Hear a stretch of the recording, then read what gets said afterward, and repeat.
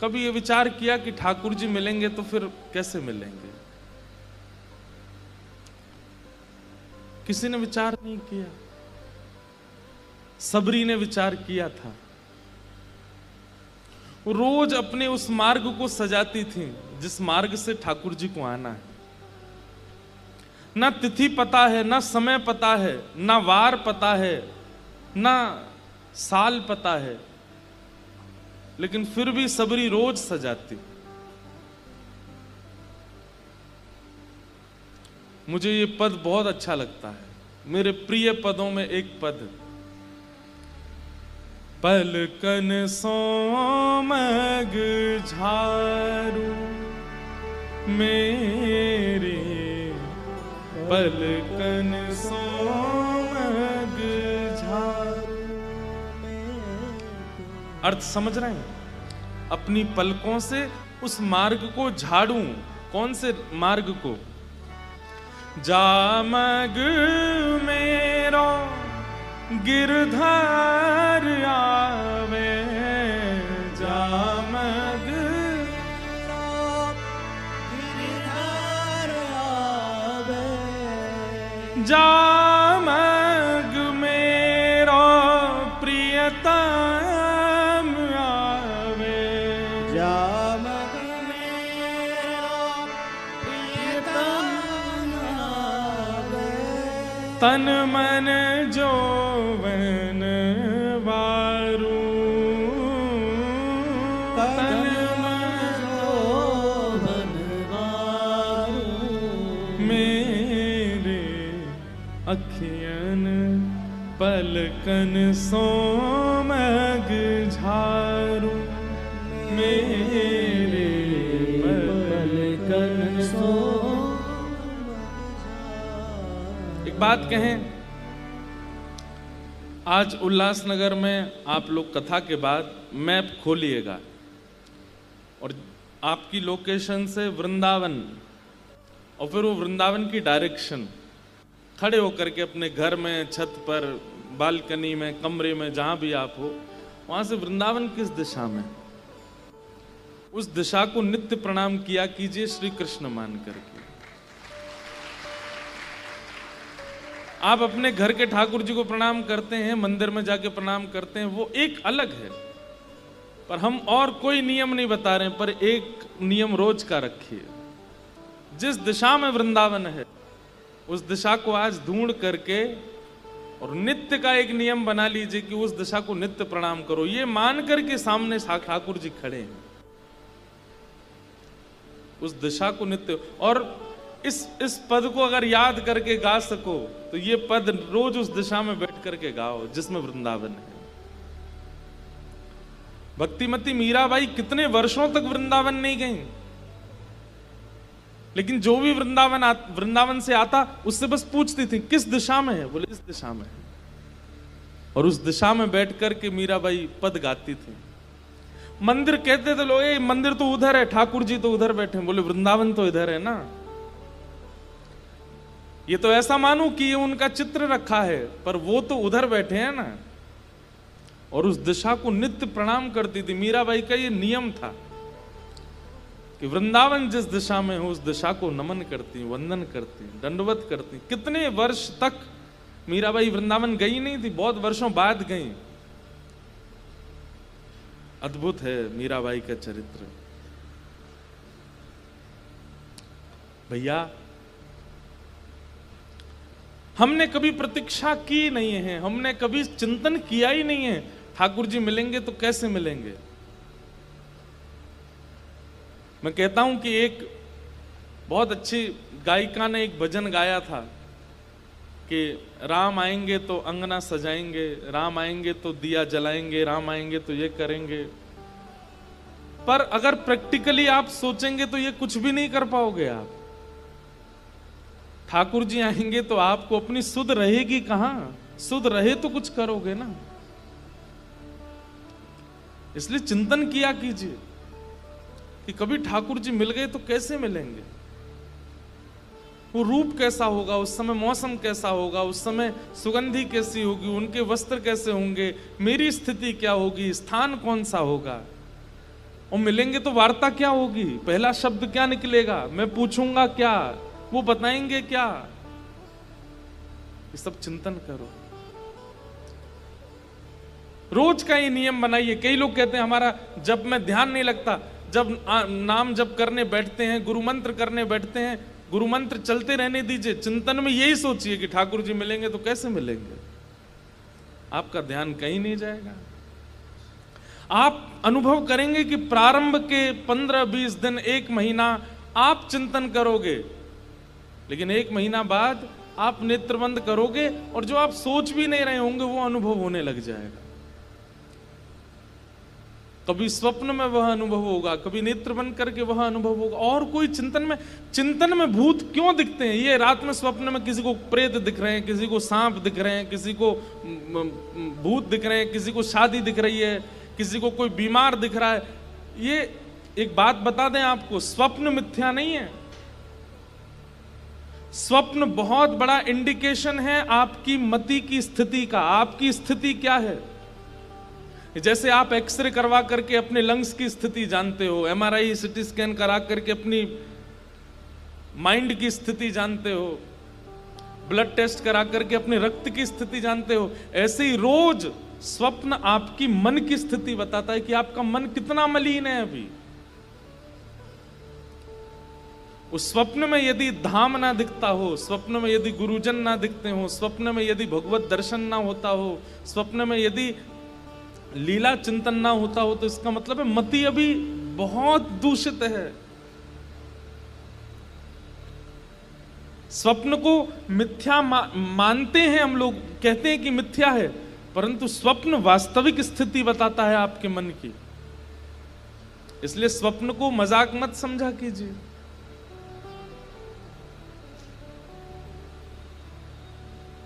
हमारे अष्ट सखाओं ने इतने पद गाए। सूरदास जी कहते हैं, घुटरुन चलत रेणु तन मंडित गोरोचन तिलक किए। कृष्णदास जी ठाकुर जी के पद गाते हैं, सूरदास गाते हैं, मीराबाई गाती हैं। कब होता है इनको अनुभव? जब इनकी निद्रा लगती है, जब इनके नेत्र बंद होते हैं, तो इनको स्वप्न में लीला दिखती है ठाकुर जी की, और ये वही लीला गा देते हैं।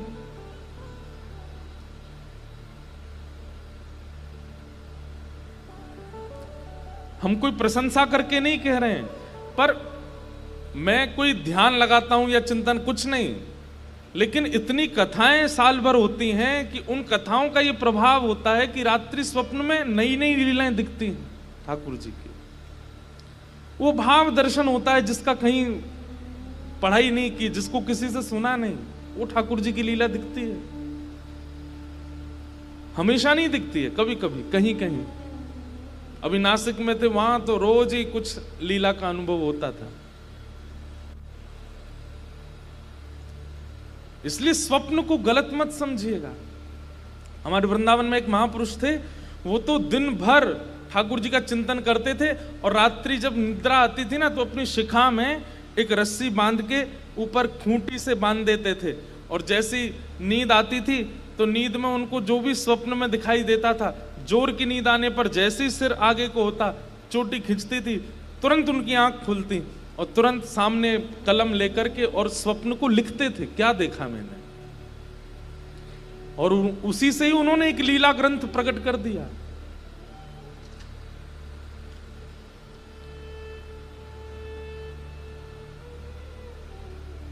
बहुत बड़ी कृपा है ठाकुर जी की कि हम साल में कुछ समय सत्संग करते हैं, पर ऐसी मति अगर 365 दिन की हो जाए तो ठाकुर जी कितनी जल्दी प्राप्त हो जाए।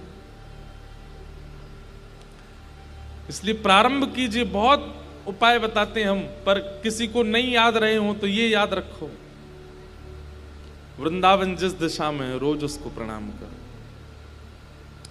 और रोज भावना रखो कि ठाकुर जी यहीं खड़े हैं सामने। कुछ वर्ष तक कीजिए, कुछ महीनों तक कीजिए। आपकी भावना की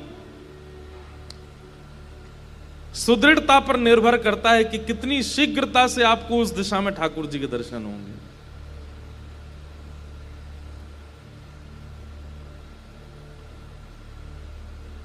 पलकन सोमग झारू मेरी पलकन सोमग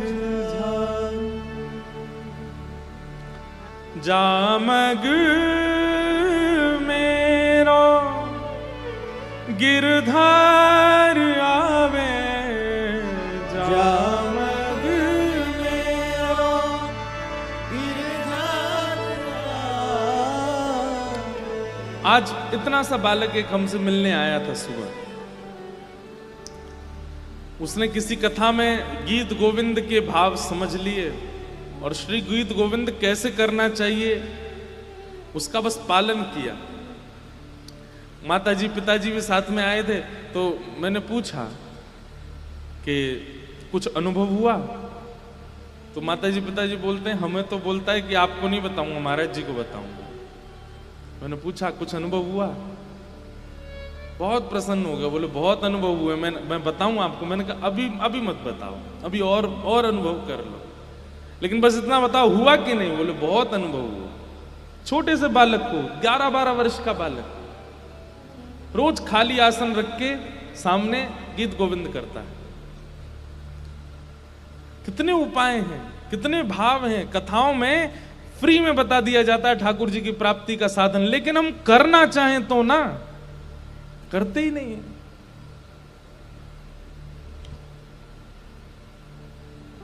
ढूंढिए आज किस दिशा में है वृंदावन, रोज करिए प्रणाम।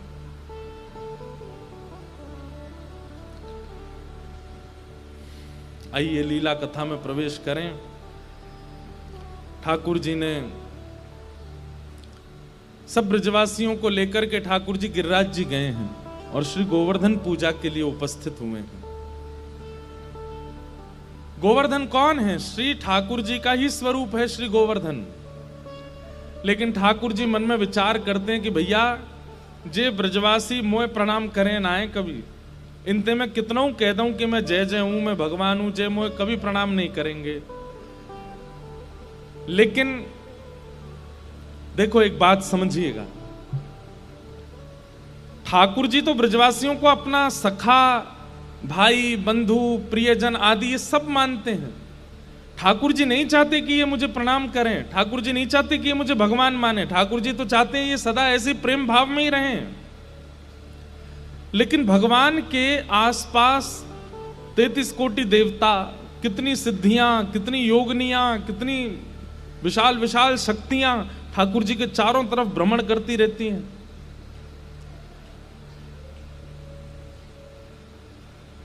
जिसको हम ये कहते हैं कि प्रोटोकॉल ठाकुर जी का, वो तो चारों तरफ रहता ही है। वो कहीं ना कहीं कम ज्यादा आंकना शुरू कर देते हैं लोगों को। उन्होंने मन में विचार किया कि भाई ये ठाकुर जी के गले में गलवैयां डाल के घूमते हैं, सिर पर चढ़ जाते हैं, कभी इनको गैया की तरह बैठा देते हैं, स्वयं इनके ऊपर चढ़ जाते हैं। अरे ये तो परमात्मा है, इनको प्रणाम करना चाहिए। तब ठाकुर जी ने विचार किया कि ये मेरे आसपास रहने वाले देवी देवता आदि आदि ये जो भी शक्तियां हैं, ये तो भगवान के साथ रहती ही हैं। ये सिद्धियां कहीं ब्रजवासियों को परेशान ना करें, इसलिए एक बार तो कुछ ऐसी योजना बने कि ये मुझे प्रणाम करें और साल भर ये मेरे मित्र बने रहें, सखा बने रहें, मेरे भाई बंधु बने रहें। पर साल में एक दिन ऐसा आवे कि सब ब्रजवासी मेरी वंदना करें। अब मैं कहूँगा मेरी वंदना करो तो करेंगे नहीं, तो मैं अपने ही एक प्रतिनिधि रूप में इनको प्रणाम करवाऊं। इसलिए ठाकुर जी सबको लेके गिरिराज जी गए और गिरिराज जी जाकर के ठाकुर जी बोले भैया पूजो जे ये सांचो देवता। ब्रजवासी बोले लाला हम कैसे मान लें कि ये सांचो देवता? बोले तुम परिक्रमा लगाओ, भोग लगाओ, प्रार्थना करो और नई देवता प्रकट है जाए तो मोते कहियो। ब्रजवासी बोले देख ले लाला, सांची को देवता होना चाहिए। ठाकुर जी बोले सांची को देवता होएगो कैसे पहचानोगे? बोले 4 भुजा होनी चाहिए वाकई। ठाकुर जी बोले 4 भुजा वारो ही आवेगो, चलो। चारों तरफ परिक्रमा करके 56 भोग पधरा करके जैसे ही ब्रजवासी उन्हें आंख बंद करके प्रणाम किया, इतने में ही ठाकुर जी ही एक विशिष्ट श्रृंगार करके चतुर्भुज रूप धारण करके, एक रूप से तो 2 भुजावारे नीचे खड़े हैं और 4 भुजावारे बनकर के ठाकुर जी श्री गिरिराज जी के ऊपर प्रकट हो गए।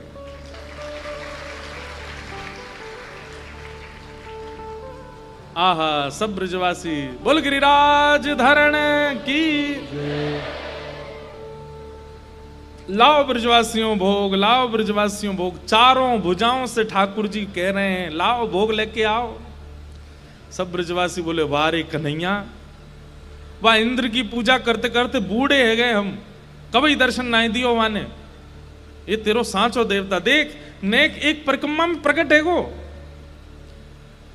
ठाकुर जी बोले अब देरी मत करो, जल्दी जल्दी जाओ, अपनी अपनी सामग्री पधराओ। सब ब्रजवासी जा रहे हैं अपनी अपनी सामग्री ले ले करके। मुझे ये पद ये भी बहुत प्रिय है। अब मैं तो कोई ऐसे पद है ही नहीं जो मुझे अच्छे नहीं लगते। एक बहुत अच्छा पद है। उस पद की भावना ऐसी है, श्री गिरिराज जी के ऊपर 4 भुजा धारण करके गोवर्धन नाथ जी प्रकट हुए हैं। स्वयं कृष्ण ही गोवर्धन बन के प्रकट हुए हैं और यहां नीचे से पूजा की थाली लेके, आरती लेके, पुष्प लेके, अक्षत लेके, चंदन लेके 2 भुजावारे श्री कृष्ण ऊपर जा रहे हैं और 4 भुजावारे उनको देख करके हंस रहे हैं। बोले अच्छा लाला तू आयो है। अपने रूप से ही कह रहे, ठाकुर जी कह रहे हम मैं आया हूं, सबरे भोरे बारे ब्रजवासी इन पर कृपा करियो। आप अपने आप से ही बात कर रहे हैं ठाकुर जी। नंद बाबा आदि सब कह रहे हैं लाला ये तो जान है। ठाकुर जी कह रहे हैं हाँ यही गैया चरावे आऊं ना, तुम कभी कभी मिल जाए, हमारी एक मित्रता है। बोले अच्छा लाला तेरो देवता मित्र है? बोले हम। ठाकुर जी कह रहे हैं एक पूजन कर दूं आपको। तो 4 भुजावारे ठाकुर जी नीचे बैठ गए हैं और 4 भुजावारे ठाकुर जी बैठ कर लाओ करो पूजन। और श्री ठाकुर जी अपने हाथ में अक्षत लेकर के लगा रहे हैं, चंदन लगा रहे हैं। यशोदा मैया जो सामग्री बना करके लाई है, छोटे से कन्हैया अपने हाथन से पवा रहे हैं। 4 भुजावारे पा रहे हैं। ठाकुर जी कह रहे हैं पूरा पानो पड़ेगा। 4 भुजावारे के नहीं आधो पाऊं, आधो तुम पाओ। अब ये लीला देख करके दूर खड़ी खड़ी किशोरी जी मंद मंद मुस्कुरा रही हैं और नेत्रों से आंसू गिर रही हैं और श्री किशोरी जी गा रही हैं। सूरदास जी वर्णन करते हैं, यह लीला सब करत कन्हाई, यह लीला सब करत कन्हाई, यह लीला सब करत कन्हाई, यह लीला सब करत कन्हाई।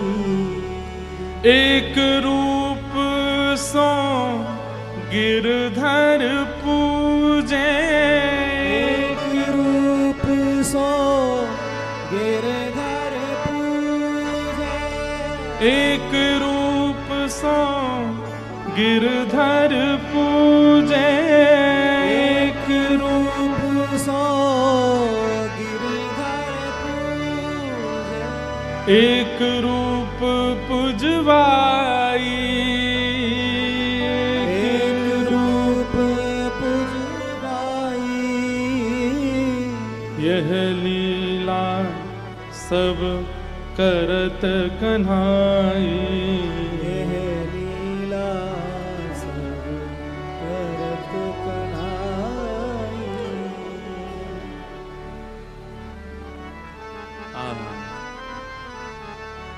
एक रूप से ठाकुर जी अपनी पूजा करवा रहे हैं और एक रूप से पूज रहे हैं। किशोरी जी दूर खड़ी खड़ी देख रही हैं।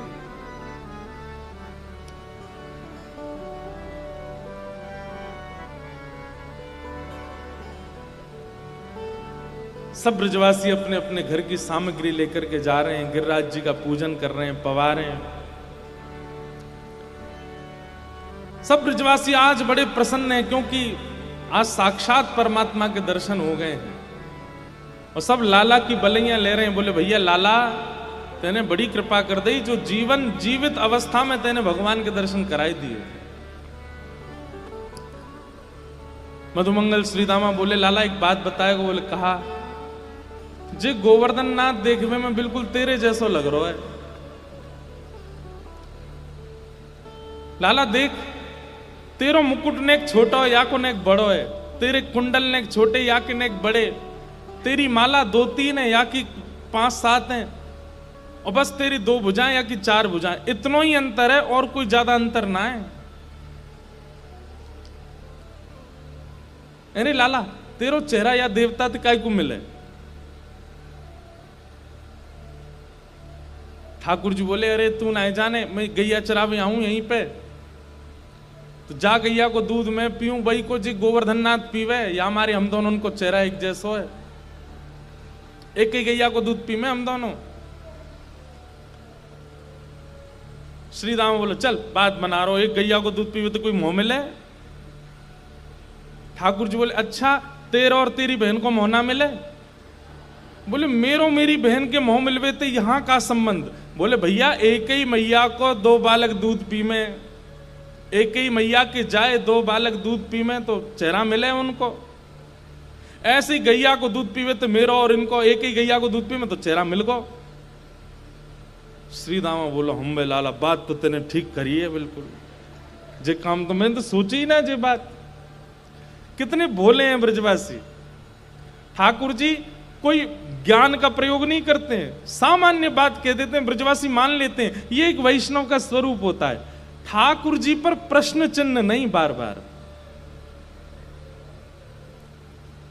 हमारे श्री हितरवंश महाप्रभु कहते हैं जोई जोई प्यारो करे सोई मोहे भावे, जोई जोई प्यारो करे सोई मोई भावे, प्यारो करे जोई सोई सोई मोहे भावे।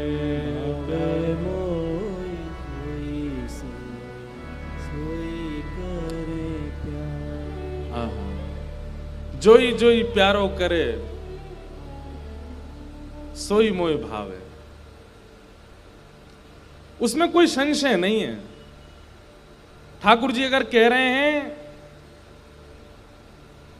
1 और 1 0, तो ब्रजवासी कह रहे हाँ लाला 0, 2 नहीं। ये भक्ति में समर्पण की स्थिति है। कई लोग होते हैं वो नाम जप करते हैं, तिलक लगाते हैं, कथा सुनते हैं, पर इतने प्रश्न पूछते हैं। ऐसे कैसे कर दिया ठाकुर जी ने, जे कैसे हो गया ठाकुर जी से। अब भाई जब पूछोगे तो समाधान तो मैं दूंगा, लेकिन कई बार स्वीकारीकरण होता है प्रेम में।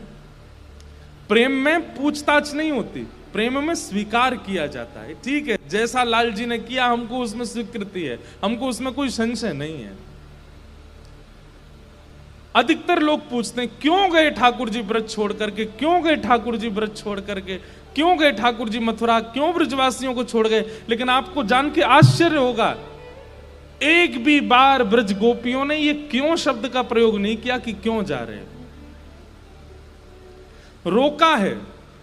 उद्धव जी, आज प्रसंग आएगा, उद्धव जी से भी बात कही है कि हमने प्रेम में क्या कमी छोड़ी, हमने प्रेम कैसा नहीं किया, हमें हमारे लिए कृष्ण क्या है क्या नहीं। पर एक बार भी उन्होंने ये नहीं पूछा क्यों गए।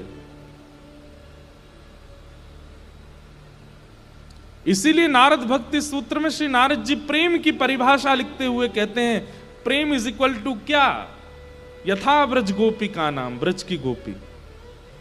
जिन्होंने पूछा ही नहीं है श्री कृष्ण से कि आप जा क्यों रहे हो। कृष्ण जा भी रहे हैं तब भी गोपियां ये बता रही हैं कि हम तो श्याम सुंदर तुम्हारे बिना रह ही ना सके। हे श्याम सुंदर तुम्हारी रूप माधुरी को देखे बिना हमारो जी कैसे लगेगा। हे श्याम सुंदर हमने कोई सेवा में कमी छोड़ दी। वो स्थिति परिस्थिति का वर्णन कर रही हैं, लेकिन प्रश्न नहीं पूछ रही हैं कि आप जा क्यों रहे हो। क्योंकि जोई जोई प्यारो करे सोई मोह भावे।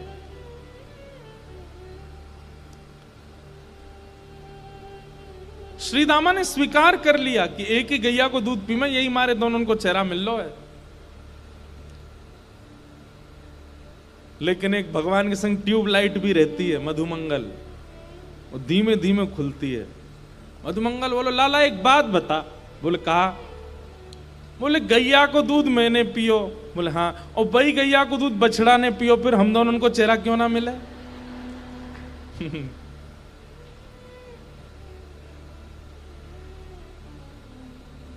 ठाकुर जी बोले कौन कह रो ना मिले, तेरो मुंह बछड़ा सो ही लगे। ऐसे ठाकुर जी की मधुर लीला। हमारे ब्रज में तो कहीं कहीं ऐसा वर्णन करें, मधुमंगल श्रीदामा इतने चतुर, मधुमंगल श्रीदामा मन सुखा, ये सब ठाकुर जी सखा। ये सबरे लाला अकेला छोड़ के चुपचाप पीछे गिरिराज जी के थे ऊपर चढ़ गए, और ऊपर चढ़ के पीछे थे जाकर के गिरिराज बाबा को देख रहे हैं, और पीछे देख रहे हैं यहाँ के, हम तो ये देख हुए आए यहाँ के दो हाथ नकली हैं कि असली हैं, और पीछे थे जाके सबरे यूं कह रहे हैं छू के देख ले एक बार। कोई उनके गाल पकड़ के देख रहा हो, कोई हाथ पर। ठाकुर जी ने जैसे ए कहा कर रहे हो? वो लाला हम तो देख रहे कि सांची देवता है कि ना है। वो कहा पता चली? बोले बिल्कुल सांची देवता है लाला, जैसे हमारे दो हाथ निकले ना ऐसे ही दो हाथ निकले आए आके भी। बड़े सीधे हैं ब्रजवासी, इसलिए ठाकुर जी को बहुत अच्छे लगते हैं। वो बुद्धि का प्रयोग, चतुराई नहीं है उनमें। अगर मैं कह दूं तो इसमें कोई अतिशयोक्ति नहीं। ठाकुर जी को इधर से जीने वाला व्यक्ति कम प्रिय है, इधर से जीने वाला व्यक्ति ज्यादा प्रिय है। और वैष्णवता, आप श्रृंगार कर लो वैष्णव का, वस्त्र पहन लो वैष्णव के, नियम पालन कर लो वैष्णव के, पर वैष्णवता तभी प्रकट होगी, तभी आपके स्वभाव में आएगी जब आप यहां की जगह यहां से जीने लगेंगे। इसका प्रयोग नहीं। ठाकुर जी को तो सीधे लोग प्रिय, हृदय वाले लोग प्रिय, और इसी का प्रमाण है कि बहुत बुद्धिमान है उद्धव। उद्धव के लिए क्या श्लोक कहा जाता है भागवत जी में? वृष्णीनाम प्रवरो मंत्री कृष्णस्य दैत सखा शिष्यो बृहस्पतिर साक्षात उद्धवो बुद्धि सत्तम। उद्धव कौन है? वृष्णीनाम प्रवरो मंत्री, वृष्णियों के मंत्री हैं। वृष्णि मतलब यदुवंशियों के। कृष्णस्य दैत सखा, दैत सखा मतलब इतने घनिष्ठ सखा हैं कि एक ही बेड पे सोते हैं, एक दूसरे के कपड़े पहन लेते हैं, एक ही थाली में पाते हैं। कृष्ण के दैत सखा हैं उद्धव जी। और शिष्यो बृहस्पतिर साक्षात, साक्षात बुद्धि के देवता बृहस्पति के शिष्य हैं, गुरु के शिष्य हैं। बृहस्पति कौन है? गुरु, उनके शिष्य हैं। उद्धवो बुद्धि सत्तम, कौन है? बोले बुद्धि में परम पारंगत हैं श्री उद्धव जी महाराज। लेकिन पता नहीं क्यों ठाकुर जी को लगा कि भाई ये इधर से जीता है, और मथुरा से द्वारिका लीला जाने में मुझे इधर से जीने वाला व्यक्ति नहीं चाहिए। सब इधर से ही हैं यदुवंशियों में, एक तो इधर का आवे, इसलिए उद्धव को वृंदावन भेजा। जाओ, अभी प्रसंग तो बाद में आना है, लेकिन मेरे को हमारे कालीराम साईं जी 2 दिन से मेरे को बोले महाराज जी इस बार उद्धव को भी संवाद सुनना है। तो बार बार उद्धव आज सोच के ही बैठा हूं कि उद्धव को भी संवाद कहना है।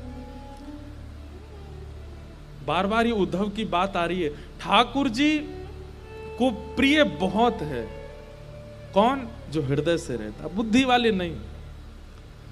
एक बात और कह दें, बुद्धिमान लोगों को ठाकुर जी ने संसार के लिए बनाया कि इनकी वजह से संसार चलेगा। बुद्धिमान होंगे तो इकोनॉमी डेवलप होगी, बुद्धिमान होंगे तो देश आगे बढ़ेगा, बुद्धिमान होंगे तो नई नई टेक्नोलॉजीज आएंगी, बुद्धिमान होंगे तो माया और अपना जाल बिठा पाएगी। लेकिन भक्तिमान होने के लिए तो हृदय का होना आवश्यक है। ऐसा कह दूं तो कोई अतिशयोक्ति नहीं कि बुद्धिमान माया का पोषण करते हैं, वो भी ठाकुर जी की, उसका भी आवश्यकता है। और हृदयवान भक्ति का पोषण करते हैं। इसलिए ठाकुर जी को यदि प्रेम लक्षणा भक्ति से प्राप्त करना है तो हृदयवान बनिए, सीधे बन जाओ, ज्यादा चतुराई नहीं। ठाकुर जी खींच के लाए मधुमंगल सीतामो, तू जाने ना देवता है, इनको छुवे के काजे वेद वेदांत आदि सबन को पाठ करना पड़े और तू बिना बिना हाथ धोए छू रहा उन्हें जाके। मधुमंगल सीताम बोले लाला बहुत है गई, अगर या देवता के काजे हमें वेद वेदांत पढ़ने पड़ेंगे तो या तो कहते चलो जा, हम तो ये देवता मान लेंगे, तो ये छू लेंगे, ले तो बिना नहाए धोए भी हृदय ते लगाएंगे हम।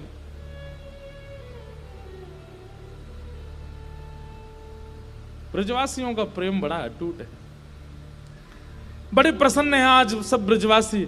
इतने में ही इंद्र को पता चल गया कि मेरी सेवा पूजा बंद हो गई, तो इंद्र ने मेघमालाओं को आज्ञा कर दी, जाकर के ब्रज पर इतनी वर्षा करो कि सब ब्रजवासी डूब जाएं।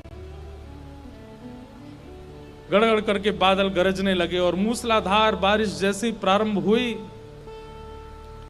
सब ब्रजवासी बोले हम तो पहले ही मना कर रहे, इंद्र की पूजा मत करो, देखो इंद्र नाराज है गो। अरे लाला तू 7 बरस को और तेरी बात मान करके ये 70 बरस के सवरेन ने तेरी बात मान करके ये हम इंद्र की पूजा बंद कर दी, वही को नतीजा है रोज।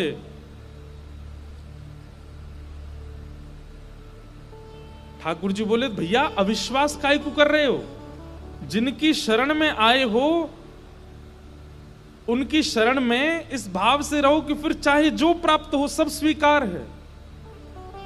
शरणागति किसको कहते हैं, समर्पण किसको कहते हैं? समर्पण का मतलब यह नहीं होता कि आपके साथ आने के बाद मेरे जीवन में कोई संकट नहीं आएगा। समर्पण इसको कहते हैं कि आपके साथ आने के बाद जीवन में संकट भी आएगा तो भी मैं आपको नहीं छोड़ूंगा, इसको समर्पण कहते हैं। कई लोग कहते हैं कि राम जी की और सीता जी की जब कुंडली मिली तो सारे गुण मिल गए। कितने गुण होते हैं टोटल, कितने गुण होते हैं? 36। हाँ, तो कहते हैं 36 गुण मिले। तो अब ये लोगों की मानसिकता क्या होगी, पूरे गुण नहीं मिलने चाहिए। क्यों? सीता जी के और राम जी की भी तो मिले तो क्या हुआ, वनवास हो गया? भैया आपको क्या लगता है कि सारे गुण मिलेंगे तो जीवन में संकट नहीं आएंगे? राम जी और सीता जी के 36 गुण मिले, उसके बाद वनवास आया, तो इसको यहां लगाइए कि वनवास आने पर भी सीता जी ने राम जी का साथ छोड़ा नहीं, वो रही साथ में। वहां पर राम जी गए भी तो सीता जी को प्राप्त करने के लिए सेतु बना दिया, रावण से युद्ध कर लिया, सीता जी को लेके आए। ये आंतरिक आत्मा का संग नहीं टूटा 36 गुण मिलने का। इसका मतलब ये थोड़ी है कि आपकी कुंडली अच्छी मिल गई या किसी से आपका सब कुछ बढ़िया होगा तो जीवन में कोई संकट नहीं आएंगे। आएंगे संकट, पर हां ये है कि आप दोनों एक दूसरे का संग ना छोड़ो, ये समर्पण है। चाहे जितनी बड़ी आंधी आ जाए जीवन में। भाई गाड़ी मिली है, आपने 1 करोड़ की गाड़ी ले ली, इसका मतलब ये थोड़ी है कि ब्रेकर पे उछलेगी नहीं, ब्रेकर पे उछलेगी। सामने गड्ढा आएगा तो उसमें पता नहीं चलेगा। आती तो ऐसी गाड़ियां भी उनके टायर वायर सब हिला जाते हैं, वो नहीं होता। लेकिन फिर भी कितनी भी महंगी गाड़ी ले लो, सामने से अगर 100 की रफ्तार में ट्रक से टक्कर होगी तो क्या लगेगी? नहीं, किसी को लगेगी। लेकिन हाँ ये है कि महंगी गाड़ी लोगे, चोट तो लगेगी, एक्सीडेंट तो होगा, लेकिन आपकी बचने की संभावना ज्यादा है। ठीक वैसे ही ठाकुर जी की शरणागति का मतलब यह नहीं होता कि जीवन में संकट नहीं आएंगे, संकट तो आते हैं, लेकिन आप इतने समर्पित हो कि संकट को भी प्रसाद मान के स्वीकार कर लेते, आप उसमें विचलित नहीं होते। ठाकुर जी ये उपदेश अब कौन सुने ठाकुर जी को? ठाकुर जी कह रहे हैं अरे भैया समर्पण करो, इनकी शरण में आए हो तो इन पे भरोसा करो, ये सब करेंगे। ब्रजवासी बोले हमें ना करना कोई भरोसा हो, इंद्र नाराज है गो भैया, अब हमें डूबे तो कौन बचाएगा? ठाकुर जी बोले मेरो समर्पण है, देखो मैं समर्पित हूं इनकी तरफ और ये मेरी रक्षा करेंगे। बोले भैया तू अकेलो कर ले अपनी रक्षा, हम तो कहीं दूर जा रहे हैं। इतने में ही ठाकुर जी ने दंडवत प्रणाम किया और सबका समर्पण हो ये विश्वास दिलाने के लिए श्री गिरिराज बाबा को प्रणाम करके जैसे ही दोनों भुजाओं से अधर किया, 7 कोस लंबे चौड़े गिरिराज पर्वत, 21 किलोमीटर का पर्वत, वो ऐसे उठ गया जैसे कोई, मानो जैसे हमने ये पुष्प उठा लिया, कोई बल ही ना लगा हो। पर्वत जैसे उठने लगा, ब्रजवासी देख करके सब आश्चर्यचकित हो गए। भीतर प्रवेश करके बिल्कुल मध्यस्थ पहुंच करके 7 वर्ष के ठाकुर जी ने अपने बाम हस्त की कन्नी उंगली के नख पर श्री गिरिराज जी को धारण कर लिया। बोल गिरिवरधारी गोपाल की। और सब ब्रजवासियों को दिखा दिया ठाकुर जी ने समर्पण की ताकत। देखो श्री गिरिराज जी हल्के गए, आ जाओ भैया सबरे। सब ब्रजवासी दौड़ दौड़ करके गए गिरिराज, अरे लाला ने पहाड़ उठा लियो, लाला ने पहाड़ उठा लियो। सब भीतर पहुंच गए और चारों तरफ भीतर घुसने के बाद फिर ढूंढ रहे हैं हमारे डंडा कहां है, नीचे आ जाएंगे। और अपने अपने लठ ले करके सब ब्रजवासी खड़े हो गए। ठाकुर जी देख रहे हैं जे का हेरो है। देखिए तो जहां जहां नजर जा रही है सब ब्रजवासी अपनी अपनी छड़ी लेकर के और इतने कस के पकड़े हैं कि जैसे एक की भी हिल गई तो गिरिराज जी नीचे आएंगे क्या। ठाकुर जी बोले तो मैं काहे खड़ा हूं भैया यहां पे, तुम समन की छड़ी काहे को लग रही है। थोड़ी देर बाद सब ब्रजवासी बोले हम बे भैया अब अधर है गो गिरिराज, अधर मतलब अब टिक गयो। ब्रजभाषा के कई शब्द हैं, उनका तो कोई मतलब बता ही नहीं सकते हम। अब अधर है गो, अधर कैसे बोलेंगे। अधर मतलब उठ गयो, अब टिक गयो कछु समझो, अधर है गो। सब ब्रजवासी अपनी अपनी छड़ी लगा खड़े हैं। थोड़ी देर बाद सबन ने ठाकुर जी की ओर देखो तो ठाकुर जी ऐसे खड़े। सब ब्रजवासी बोले अरे लाला तू काई को उंगली लगा खड़ा है, नीचे कर ले अपनी हाथन ने। ठाकुर जी बोले मैंने अगर उंगली नीचे कर ली तो गिरिराज जी आ जाएंगे, सबरे चटनी बन जाओगे, हरी गुलाबी बैगनी। ब्रजवासी सब एक दूसरे पे हंसन लगे, बोले लाला यो जानवर दिखे कि या की उंगली पे गिरिराज जी टिक रहे हैं। अरे लाला सांची पूछे तो ये हमारे बांस के लट्ठान पे गिरिराज जी टिके हुए हैं। ठाकुर जी बोले तुम्हारे बांस पे जी टिक रहे हैं।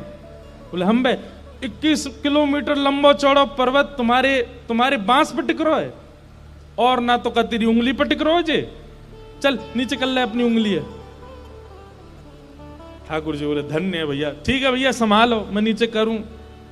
जैसे ठाकुर जी ने नेक उंगली नीचे करी महाराज, विशाल पर्वत हिलने लगा, गड़गड़ करके नीचे आने लगा, चट चट चट सबकी छड़ियां टूटने लगी। त्राहिमाम चिल्लाने लगे सब ब्रजवासी, अरे लाला संभाल संभाल संभाल। ठाकुर जी ने फिर से अपनी उंगली जब टेकी सो गिरिराज जी फिर से अधर है गए। अब तो दूर दूर तक सब ब्रजवासी इनकी छड़ी टूटी पड़ी है। अपनी टूटी टूटी छड़ी ने सब ब्रजवासी देख रहे हैं, बोले लाला जी सांची में तेरी उंगली पे टिक रहे हैं। अब ठाकुर जी ने कहा में बोल रहे हैं हम बे मेरी उंगली पर टिक रहे हैं। ब्रजवासी बोले लाला इतना बड़ा पर्वत तेने कैसे उठाई लियो अपनी उंगली पे। ठाकुर जी बोले हम जय जय हैं या हमारे उठा लियो। भैया इस प्रसंग ने हमको जय जय बना दिया सब जगह।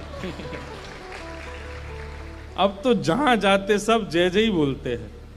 भैया जय जय ठाकुर जी हैं, लेकिन ठीक है आप लोग बोल देते हो। ठाकुर जी बोले हम जय जय हैं। ब्रजवासी बोले कहा कही लालते ने, दोबारा बोलियो ने कौन है तू। ठाकुर जी बोले हम जय जय हैं।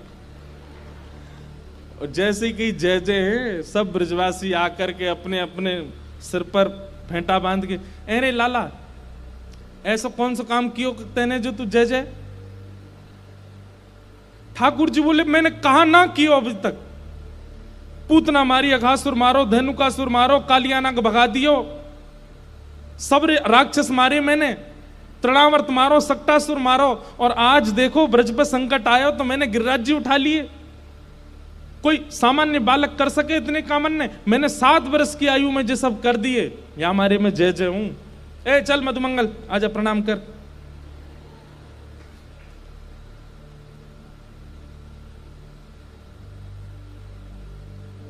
ब्रजवासी कह रहे हैं लाला झूठ मत बोले ज्यादा। ठाकुर जी बोले कहा झूठ बोल रहा हूं मैं? बोले तू झूठ बोल रहा, तेने मारी पूतना। बोले और कौन न मारी फिर वो बता दे। ब्रजवासी बोले लाला देख, कोई भी तीर्थ में जावे के काजे पुण्य की जरूरत होवे, और कोई अगर बिना पुण्य के तीर्थ पहुंच जावे तो पुण्य क्षीण हेते ही बाकी मृत्यु हो जाए।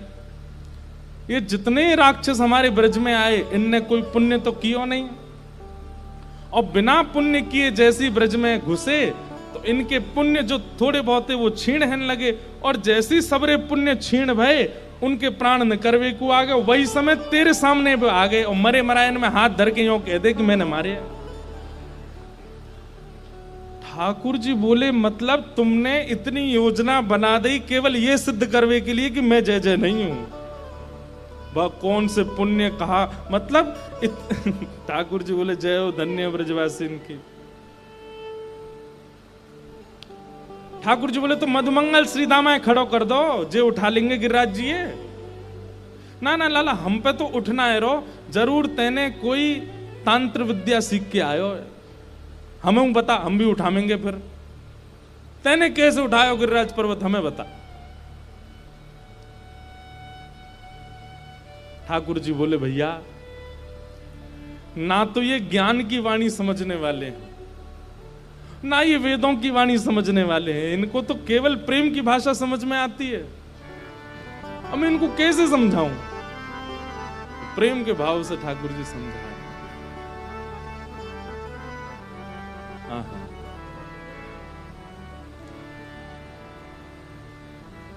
कछु माखन को बल बढ़ो, कछु गोपन करी सहाय, श्री राधे जू की कृपा सो मैंने गिरिवर लियो उठाए। भैया कछु तो मुंह में माखन को बल आ गयो, मैंने इतनो माखन चुरा चुराई करके खायो, इन गोपीन के घर में जाए जाए करके मैंने माखन खायो। आप सबरी गोपीन के माखन को बल मुंह में आए गए हो। ठाकुर जी का स्वभाव देखो, इस स्वभाव को क्या कहते हैं? मान देना। दूसरों को मान देते हैं, क्रिया स्वयं करके क्रेडिट दूसरों को देते हैं, ये ठाकुर जी का स्वभाव है। ठाकुर जी कह रहे हैं अरे भैया सांची पूछो तो जे बल मधुमंगल में श्रीदामा में क्यों नहीं आयो? क्योंकि इनने तो अपने घर कोई मक्खन खायो है, मैंने तो गोपीन के घर घर जाए के मक्खन खायो। सब गोपीन को परिश्रम ते निकारो भयो मक्खन, वहां में जो बल हो वो मुंह में आ गए हो, और मैंने गिरिराज जी उठाई लिए। नेक बल तो मुंह में मक्खन ते आयो, और कछु गोपन करी सहाय, तुम सब गोप ग्वालन ने मेरी बड़ी सहायता करी। ब्रजवासी बोले हमने क्या सहायता करी? बोले जब मैं गिरिराज जी उठाए रहे हो, आप सब अपलक नेत्रन से मेरी ओर निहार रहे, आप सबन की शक्ति नेत्रन से निकर के मुंह में आई गई, और आप सब ब्रजवासिन की शक्ति मुंह में जैसे ही आई सो ही मैंने गिरिराज जी उठाए लिए।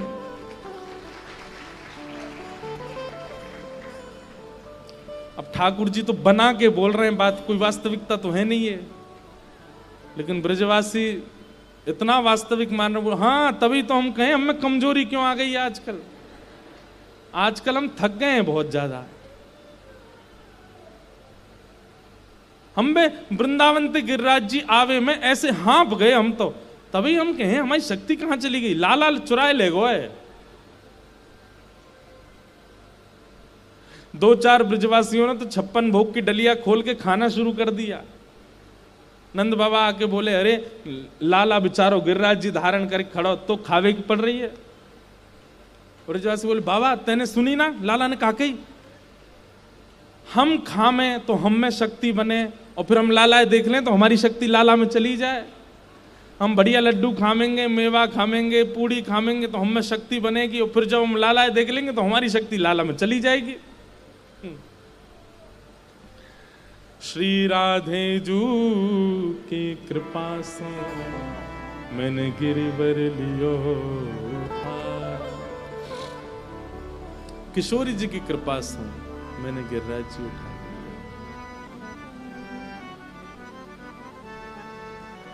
आहा, लाल जी एक नख पर गिरिराज जी धारण करके 7 दिन 7 रात्रि पर्यंत ठाकुर जी ऐसे ही खड़े रहे। सब ब्रजवासी, लाखों की तादाद में ब्रजवासी गिरिराज जी के नीचे खड़े, और सब अपलक नेत्रों से ठाकुर जी को देख रहे हैं। यशोदा मैया कभी घी का लेपन करती है हाथ में ला करके, कभी चरणों में चंदन लगाती है, कभी लाला को अपने पल्लू ते हवा करन लगे, अरे मेरो लाला तू हार तो ना रो, तो थकान तो ना है रही, 56 भोग की सामग्री लेकर के आमे, लाला तू खड़ो रे, नेक नेक सो ये लड्डू पाले, नेक ये मेवा पाले, नेक मठरी पाले। ठाकुर जी खड़े खड़े प्रेम से पाते भी जा रहे हैं नेक नेक सामग्री। यशोदा मैया पवा रही।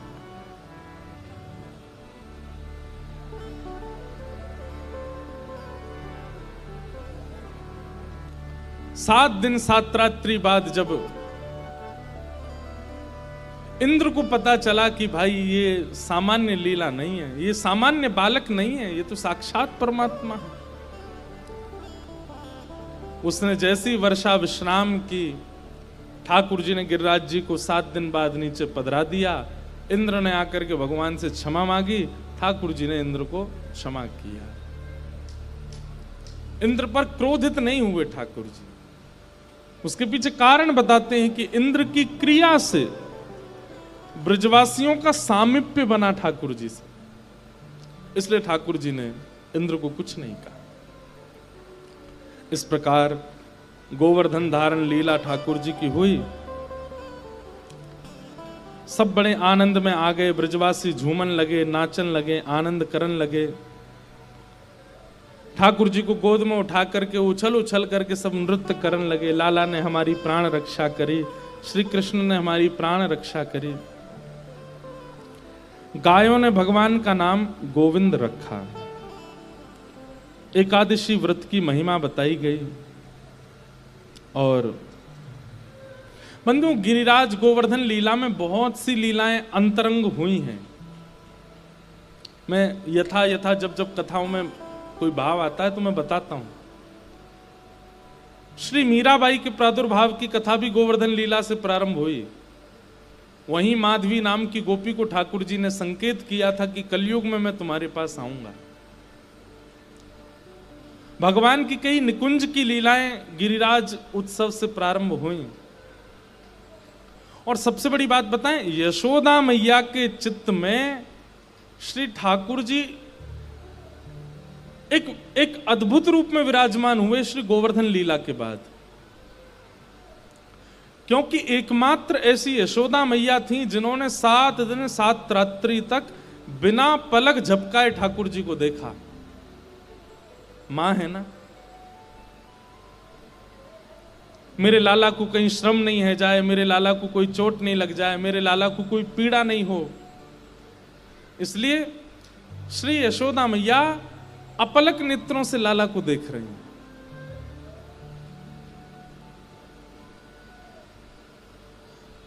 ये सब गोवर्धन लीला उत्सव बहुत सारी कड़ियों को जोड़ता है। यशोदा मैया 100 वर्ष बाद जब द्वारिका में मिलती हैं ठाकुर जी से, तब यही बात कहती हैं कि लाला तेरो एक स्वरूप मेरे चित्त में बैठो है, उस स्वरूप मेरे चित्त ते कभी ना जावे। वो स्वरूप यही है। एक भुजा से ठाकुर जी ने गिरिराज जी उठा रखे हैं, दूसरी भुजा अपनी कमर पर धरी है। कई भाव एक ही भाव में प्रस्तुत हो जाते हैं। ठाकुर जी ने इस प्रकार गोवर्धन लीला की। तत्पश्चात रास पंचाध्यायी का प्रसंग प्रारंभ हुआ।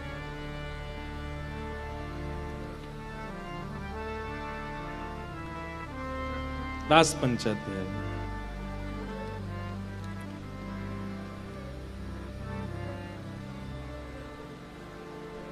भगवान पिता रात्रि शरदोत्फुल्ल मल्लिका विक्षरन्तुं मनश्चक्रे योगमायामुपाश्रित। शरद पूर्णिमा की रात्रि आई। बंधुओं बहुत ध्यान से सुनिएगा। रस और रास में एक विशिष्ट परिभाषा हम कई बार बता चुके हैं। व्यक्ति के द्वारा